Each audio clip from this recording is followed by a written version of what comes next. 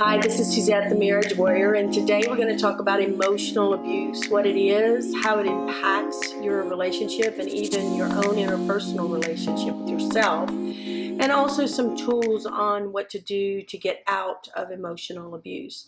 First of all, emotional abuse is basically when your emotions are being abused. Now, they can be abused in a relationship by name calling, gaslighting, being able to not feel like yourself, walking on eggshells, being accused of things you're not doing, unmet expectations because they're unknown. All of these things abuse us emotionally. Why is that? Because when you're feeling abused emotionally, it basically means you're not being understood. That's why communication is the number one thing that couples need to really learn how to do, is because it allows you to express yourself to where you can feel fully heard, fully known, and fully understood. Because most of the emotional abuse aspects of a dynamic are about you not feeling emotionally understood. A lot of the clients that I have come in with a lot of pain, and most of their pain is centered around emotional abuse. There may be addiction, there may be adultery abuse, there may be verbal abuse, and sometimes physical abuse.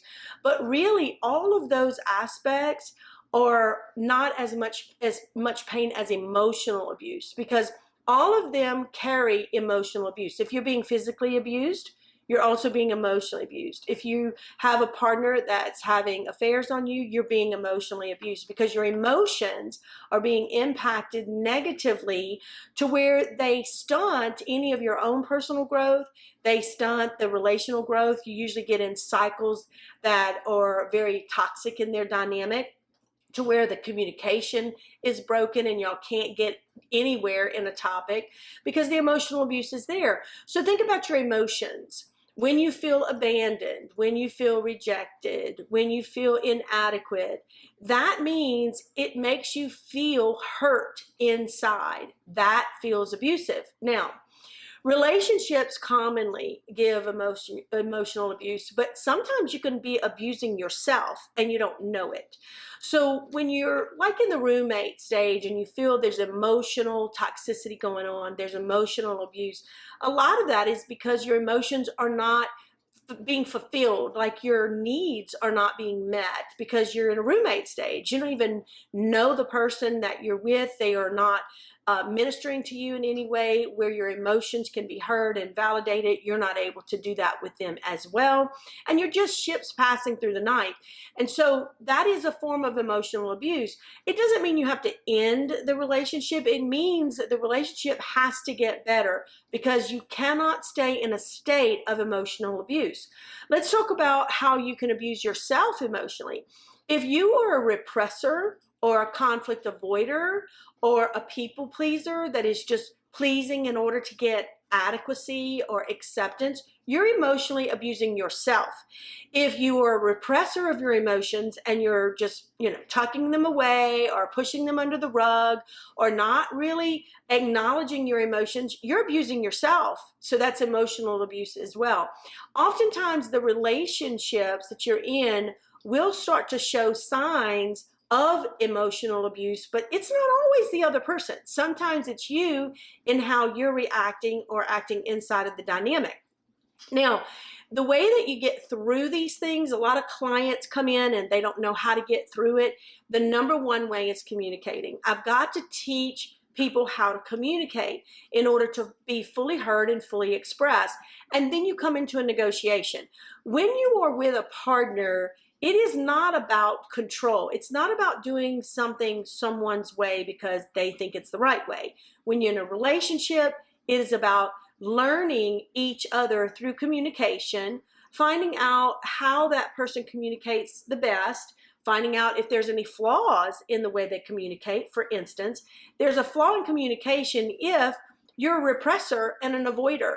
If you're just going to push things under the rug and you're the one that's repressing those emotions, then you are the one bringing the toxicity to the relationship dynamics, because things need to be discussed, because each person needs to be heard, each person needs to be understood in order for their emotions to feel healthy and not abused.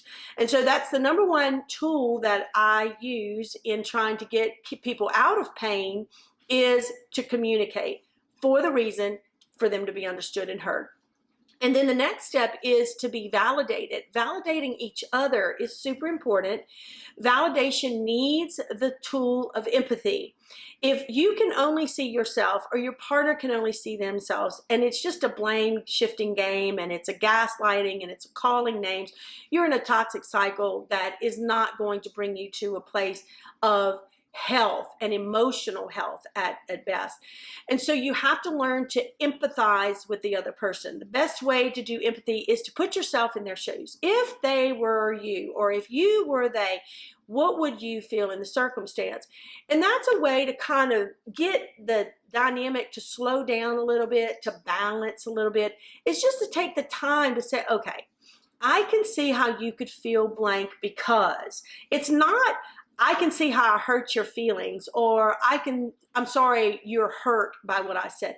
It's more of a validation of, I can see how such and such would hurt a person. And in this case, it hurt you. I can see that. That's a validator. It's an empathizer. That will slow the communication down between y'all, just because the person is feeling heard and understood, like they're not crazy. And a lot of times the toxicity in a relationship dynamic, especially in an argument that's toxic, is a crazy maker. You're just blaming, and you're telling the other person that they're not any good, and you're demeaning them. It just continues the toxicity that will eventually break the cycle by separating the people. And so it's a path of separation and division if you want to go down that path. But if you want to go down another path and try to create health, first know yourself. Know if you're a people pleaser because you're trying to avoid not feeling the feeling of adequacy. And know that you're lying to yourself and others if you're people pleasing. Instead, try to get other places that you feel adequate in a real way, and then not necessarily please everybody. Just have a boundary of saying no nicely. If you're a conflict avoider, stop fearing that you're going to say something wrong, or somebody's going to be mad at you, or anything that you might fear in order to not confront. Know that the person before you is there with you, so they're wanting to talk with you. They're wanting to try to resolve something. And if they're not, you need to talk to them about that. If they're the conflict avoider, you need to say, listen, conflict avoidance is only going to divide us. And if that's what you want, then that's where we're going to land. And try to reason with them and try to bring empathy. I understand why you might fear confronting, because you might fear that I'll leave. I'm not going to leave. I'm right here to see if things can get a little safer, so that the emotions won't feel abused. If you want more information and you like this channel, just subscribe and look at MWI, Marriage Warrior Institute, also a very, very good access to tools for you.